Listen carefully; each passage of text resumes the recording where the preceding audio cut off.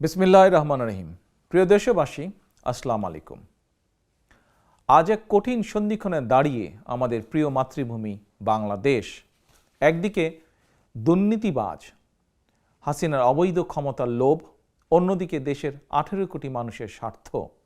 একদিকে ফ্যাসিস্ট হাসিনা আর তার মাফিয়া চক্র, অপরদিকে গণতান্ত্রিকামী জনগণ।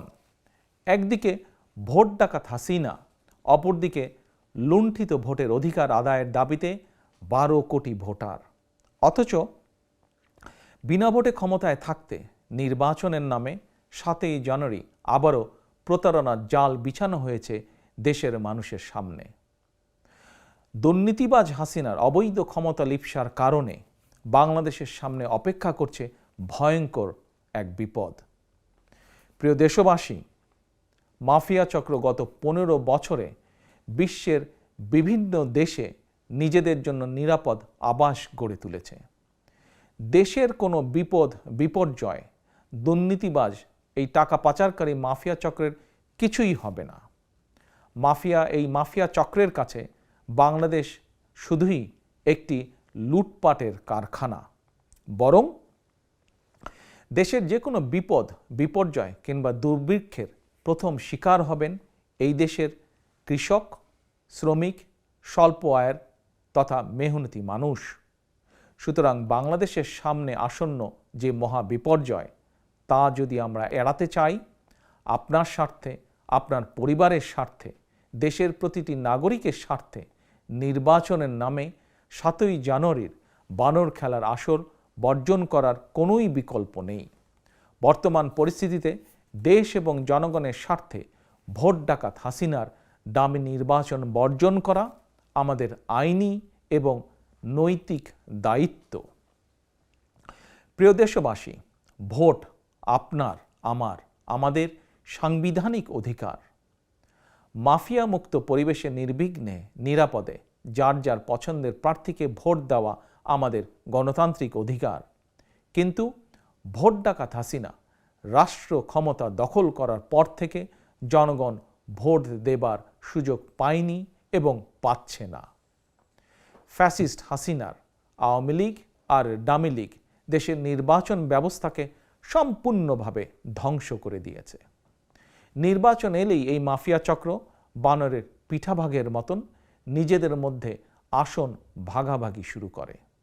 তবে জনগণ এবার যার যার সাধ্য সামর্থ্যের সবটুকু দিয়ে নির্বাচনের নামে 57 সেকেন্ডে 43 ভোট স্টাইলের ভোট ডাকাতির উৎসব প্রতিরোধ করবে ইনশাআল্লাহ। প্রিয় দেশবাসী, আপনাদের অনেকেই হয়তো দেখে থাকতে পারেন বাংলাদেশের ভুয়া নির্বাচন নিয়ে সম্প্রতি বিবিসি একটি রিপোর্ট প্রকাশ করেছে। কক্সবাজার সফরকালে একজন শ্রমিক নূর বাশার বিবিসির সাংবাদিকদের কাছে বলেছিলেন নির্বাচন নিয়ে তার কোনো আগ্রহ নেই, কারণ তার নুন আনতে পান্তা ফুরোয় অবস্থা। নূর বাশার আরও বলেছিলেন মাছ কিনলে তার মশলা কেনার টাকা থাকে না, মশলা কিনলে চাল কেনার টাকা থাকে না। সুতরাং নির্বাচন নয়, নূর বাশারের চিন্তা কিভাবে তিনি ঋণের টাকা ফেরত দিবেন। প্রিয় দেশবাসী, এভাবেই দেশের কোটি কোটি নূর বাশারের একই অর্থনৈতিক পরিস্থিতি। তাহলে গত 15 বছরে আমরা যে উন্নয়নের গল্প শুনলাম, তাহলে কিসের উন্নয়ন হলো? প্রিয় দেশবাসী, কার উন্নয়ন বা কাদের উন্নয়ন হলো? নিশ্চয়ই এই উত্তর আপনাদের কাছে আছে। তারপরেও বলি, নির্বাচন কমিশনে আওয়ামী নেতামন্ত্রীদের জমা দেওয়া হলফনামা দেখলেই বোঝা যায় উন্নয়ন কাদের হয়েছে। আওয়ামী নেতামন্ত্রীদের সম্পদের পরিমাণ শুধু 100-200 নয়, 1000 গুণ বেড়েছে। অস্বাভাবিক হারে যাদের সম্পদ বেড়েছে এমন শীর্ষ 10 জনের একজনের অন্যতম হচ্ছে শীর্ষ দুর্নীতিবাজ শেখ হাসিনা।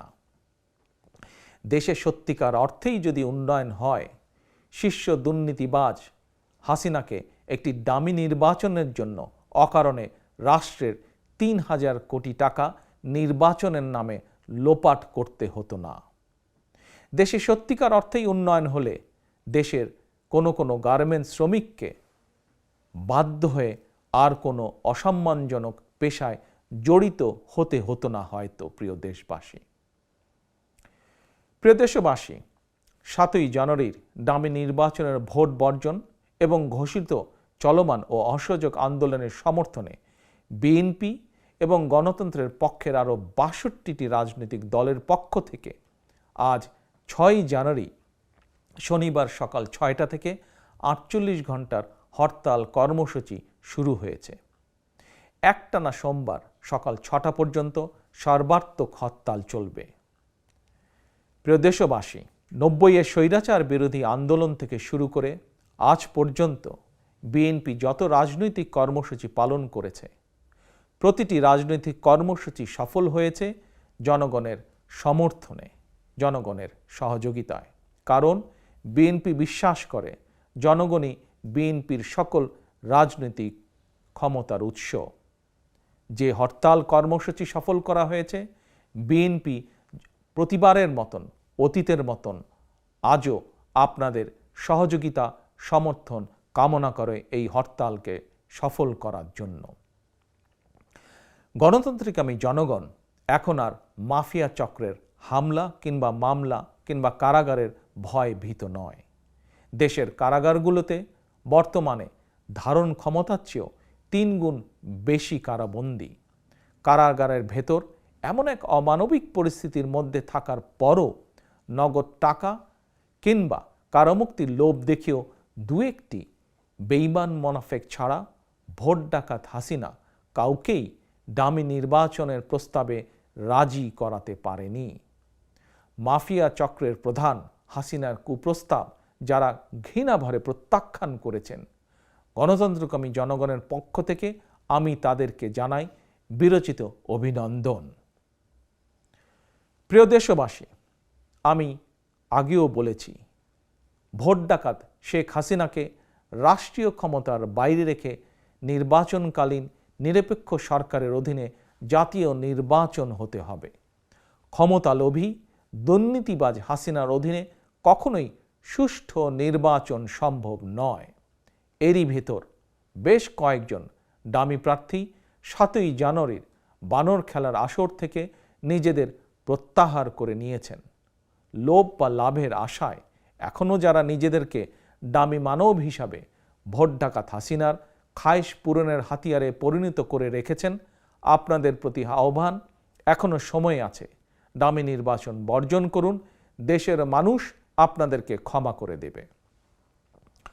তরুণ প্রজন্মের প্রিয় ভাই ও বোনেরা, দেশে 12 কোটি ভোটারের মধ্যে গত 15 বছরে ভোটের তালিকায় প্রায় 3 কোটি নতুন ভোটার যুক্ত হয়েছে। নতুন ভোটার হলেও এই তরুণ প্রজন্ম ভোট ডাকাত হাসিনার অধীনে অনুষ্ঠিত একটি জাতীয় নির্বাচন বা লোকাল নির্বাচনে ভোট দেবার সুযোগ পায়নি।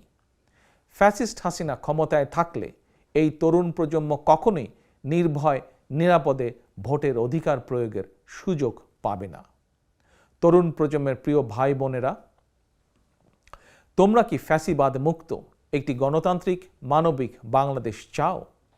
যদি তাই হয়ে থাকে তাহলে 7ই জানুয়ারি নির্বাচনের নামে বানর খেলার আসর বর্জন করতে হবে এবং তা করার মাধ্যমে দেশে ফ্যাসিবাদের কবর রচনা করতে হবে। প্রিয় দেশবাসী, আপনাদের কাছে আমার কিছু প্রশ্ন, কিছু জিজ্ঞাসা। আপনারা কি বিডিআর পিলখানার সেনা হত্যাযজ্ঞের প্রকৃত বিচার চান?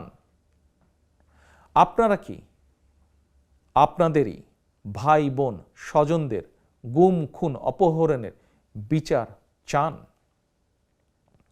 আপনারা কি শাপলা চত্বরের গণহত্যার বিচার চান? প্রিয় দেশবাসী, প্রিয় সাংবাদিক ভাই বোনেরা, আপনারা কি সাগর রুনি হত্যার মতন আরও বহু সাংবাদিক নির্যাতন হত্যার বিচার চান? আপনারা কি বাংলাদেশ ব্যাংকের ফরেন রিজার্ভ ফান্ডের লোপাট হওয়া টাকা দেশে ফেরত আনতে চান? প্রিয় দেশবাসী, দেশ থেকে কিছু টাকা পাচারকারী 11 লক্ষ কোটি টাকা পাচার করে দিয়েছে। আপনারা কি তাদের বিচার চান এবং আপনাদের কষ্টার্জিত সেই অর্থ দেশে কি ফেরত আনতে চান? প্রিয় দেশবাসী, আপনারা কি আওয়ামী বাজার সিন্ডিকেটদের বিচার চান, যারা প্রতিনিয়ত সমাজের প্রতিটি মানুষকে কষ্ট দিয়ে চলেছে? তাদের কি বিচার আপনারা চান? প্রিয় দেশবাসী, আপনারা কি কৃষক, শ্রমিক, স্বল্প আয়ের মানুষ সহ প্রতি শ্রেণী পেশার মানুষের জন্য একটি নিরাপদ বাংলাদেশ চান? প্রিয় দেশবাসী, আপনারা কি সংবাদপত্রের স্বাধীনতা, মানবিক মর্যাদা চান? প্রিয় তরুণ সমাজের ভাই ও বোনেরা, তোমরা কি ধর্মীয় সামাজিক মূল্যবোধের আলোকে কর্মমুখী শিক্ষা ব্যবস্থা চাও? প্রিয় দেশবাসী, আপনারা কি ভোট ডাকাত যারা গত 15 বছর ধরে আপনাদের ভোট ডাকাতি করেছে তাদের বিচার চান? প্রিয় দেশবাসী, আপনাদের প্রতি আমার জিজ্ঞাসা, আপনারা কি প্রতিবেশী একটি দেশের আধিপত্যবাদ মুক্ত স্বাধীন সার্বভৌম বাংলাদেশ চান? সর্বোপরি, আমরা কি জনগণের ভোটে জনগণের কাছে জবাবদিহিতামূলক একটি সরকার প্রতিষ্ঠা করতে চাই? যদি তাই হয়ে থাকে তাহলে আসুন আমরা দুদিনের সর্বাত্মক হরতাল সফল করি। আসুন আমরা সবাই মিলে 7ই জানুয়ারির ভোট বর্জন করি। আসুন আমরা আওয়াজ তুলি, 7ই জানুয়ারির ভোট থেকে বর্জন করি, 7ই জানুয়ারি ভোট কেন্দ্রে যাওয়া থেকে বিরত থাকি। 7ই জানুয়ারি সারাদিন পরিবারকে সময় দিন। আপনি আপনার পরিবার, স্বজন, বন্ধুবান্ধব, পরিচিত জন এবং প্রতিবেশীদেরকেও ভোটের নামে বানর খেলার আসর বর্জন এবং ভোট কেন্দ্রে যাওয়া থেকে বিরত থাকতে উৎসাহিত করুন। প্রিয় দেশবাসী, জনগণ ভোট ডাকাত হাসিনার ডামি নির্বাচন বর্জন করায় আওয়ামী লীগ এখন ডামি প্রার্থীর মতন যে কোনো মূল্যে ভোট কেন্দ্রে ভোটার সংখ্যা বাড়াতে ডামি ভোটার জোগাড় করার জন্য দলীয় সন্ত্রাসীদের পাশাপাশি আইন শৃঙ্খলা বাহিনীর সদস্যদেরকেও মাঠে নামিয়েছে। মানুষকে ভোট কেন্দ্রে যেতে বাধ্য করার জন্য সন্ত্রাসীরা সাধারণ মানুষকে হুমকি ধামকি দিচ্ছে। এমনকি ভোট না দিলে বিদ্যুৎ, পানি, গ্যাস সংযোগ বন্ধ করে দেওয়ারও হুমকি দেওয়া হচ্ছে। পাশাপাশি সরকারি চাকুরিজীবী, বেসরকারি ও স্বায়ত্তশাসিত প্রতিষ্ঠানের কর্মকর্তা, কর্মচারী, আইন শৃঙ্খলা বাহিনীর সদস্য, আনসার, ভিডিবি সহ লক্ষ লক্ষ সদস্যদেরকে বাধ্যতামূলকভাবে ভোট প্রদানের জন্য বেআইনিভাবে সরকারি নির্দেশ জারি করা হয়েছে। এমনকি ভোট কেন্দ্রে যেতে বাধ্য করতে বিভিন্ন রাষ্ট্রীয় ভাতা কার্ডধারী মানুষের ভাতা কার্ডও জব্দ করা হয়েছে। তবে প্রতারণার মাধ্যমে ভোটার সংখ্যা বাড়ানোর এই অপকৌশল ইতিমধ্যেই দেশে বিদেশে সবার কাছেই স্পষ্ট হয়ে পড়েছে। সরকারি আদেশ জারি করে কিংবা হুমকি ধামকি দিয়ে মানুষকে ভোট কেন্দ্রে নিয়ে যেতে বাধ্য করা আইনত দণ্ডনীয় অপরাধ। প্রিয় দেশবাসী, দেশের গণতান্ত্রিকামী জনগণ এবং বিশ্বের গণতান্ত্রিক শক্তি বাংলাদেশের বিরোধী দলগুলোর চলমান ন্যায্য দাবির সঙ্গে নৈতিকভাবে একাত্ম। অপরদিকে মাফিয়া চক্রের উপর ভর করে মাফিয়া সরকার ক্ষমতা ধরে রাখলেও দেশে বিদেশে তাদের অবস্থান নড়বড়ে। এমন পরিস্থিতিতে হাসিনা, ওবায়দুল সহ আওয়ামী লীগের নেতাকর্মীদের বক্তব্য, মন্তব্য এবং আওয়ামী লীগের নাশকতামূলক কার্যক্রম জনমনে নানা ভয়, ভীতি, আশঙ্কার জন্ম দিয়েছে। জনগণের আন্দোলনকে বিতর্কিত করতে মাফিয়া সরকার নিজেরাই বাসে কিংবা ট্রেনে আগুন দিয়ে কিংবা নিজেরাই নিজেদের ট্রাক, লাঙ্গল, ঈগল প্রার্থীদেরকে গুপ্ত হত্যা করে দেশে একটি অরাজক পরিস্থিতি সৃষ্টির অপচেষ্টায় লিপ্ত, যা তারা অতীতেও বহুবার করেছে।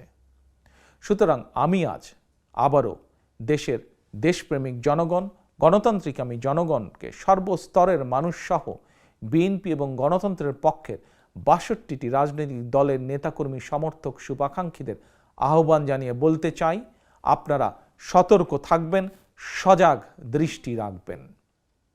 প্রিয় দেশবাসী, আমি বারবার একটি কথা বলেছি, দেশে বর্তমানে যে সংকট বিরাজমান এটি শুধু বিএনপির একক বা একার সংকট নয়। যারা রাজনীতি করছেন কিংবা যারা রাজনীতি করছেন না, আপনারা কিন্তু কেউই বিপদমুক্ত নন। Mother of democracy Begum Khaleda জিয়ার বিরুদ্ধে বানায়ট মামলায় ফরমাইশি কারাদণ্ডের বিষয়টিও বিচ্ছিন্ন করে দেখার কোনোই সুযোগ নেই। স্বাধীনতা প্রিয় দেশপ্রেমিক জনগণ বিশ্বাস করে দেশে তাবেদারি শাসন প্রতিষ্ঠার সুদূর প্রসারী ষড়যন্ত্রের অংশ হিসেবেই দেশনেত্রীর বিরুদ্ধে এই জেল, এই জুলুম। দেশে ফ্যাসিবাদ কায়েমের পর বর্তমান বাস্তবতা হচ্ছে একজন গার্মেন্ট কর্মী থেকে নোবেল লরিয়েট মানবিক মর্যাদা হারিয়ে প্রত্যেকেই আজ ফ্যাসিবাদী আক্রমণের শিকার। এখন আর কারোরই রেহাই মিলছে না। প্রিয় দেশবাসী, বাংলাদেশের আকাশে আজ শকুনের থাবা। পাক হানাদার রাজাকারদের পরাজিত করে 1971 সালে লক্ষ প্রাণের বিনিময়ে আমরা যে লাল সবুজের পতাকা অর্জন করেছিলাম, গত 15 বছরে ধীরে ধীরে বাংলাদেশের সেই স্বাধীনতার পতাকা খামচে ধরেছে 90 আওয়ামী রাজাকার চক্র। খুনি, রক্তপিপাসু, ভোট ডাকাত হাসিনার অবৈধ ক্ষমতার লিপ্সার কারণে শুধু গণতন্ত্র নয় কিংবা মানবাধিকারই নয়, দেশের স্বাধীনতা সার্বভৌমত্ব এখন হুমকির সম্মুখীন। এখনো সময় আছে। আমরা যদি এখনই জেগে না উঠি তাহলে সেদিন বেশি দূরে নয়, তাবেদার সরকারের পররাষ্ট্রমন্ত্রী আবুল মোমেনের মতন ক্ষমতায় থাকার জন্য প্রকাশ্যেই অন্য দেশের করুণা ভিক্ষা করতে হবে। স্বাধীন বাংলাদেশের নির্বাচন করতে হলে মেহেরপুরের আওয়ামী লীগের রাজাকার মান্নানের মতন নিজেদেরকে অন্য দেশের প্রার্থী হিসাবে পরিচয় দিতে হবে। প্রিয় দেশবাসী, এখনো সময় আছে। আমরা যদি এখনই জেগে না উঠি সেদিন হয়তো আর বেশি দূরে নয়, আমাদেরকেও হয়তো নিজ ভূমিতেই নির্যাতিত ফিলিস্তিনদের মতন একই ভাগ্য বরণ করতে হবে। প্রিয় দেশবাসী, সুতরাং গণতান্ত্রিক আমি প্রতি ভোটারের প্রতি আমার আহ্বান, রাষ্ট্রের একজন নাগরিক হিসাবে যারা আপনাকে গত 15 বছর অধিকার বঞ্চিত করে রেখেছে, তাদেরকে আপনি 7ই জানুয়ারি রবিবার অন্তত একদিন বয়কট করুন। বিশ্বাস রাখুন, আপনার এই একদিনের সিদ্ধান্তেই বাংলাদেশে ফ্যাসিবাদের সরকারের কবর রচিত হবে ইনশাল্লাহ। স্বাধীনতার সম্মান, গৌরব, মর্যাদা ফিরে পাবে মুক্তিযুদ্ধের মাধ্যমে অর্জিত লাল সবুজের পতাকা। আল্লাহ হাফেজ। বাংলাদেশ জিন্দাবাদ। বাংলাদেশ জাতীয়তাবাদী দল জিন্দাবাদ।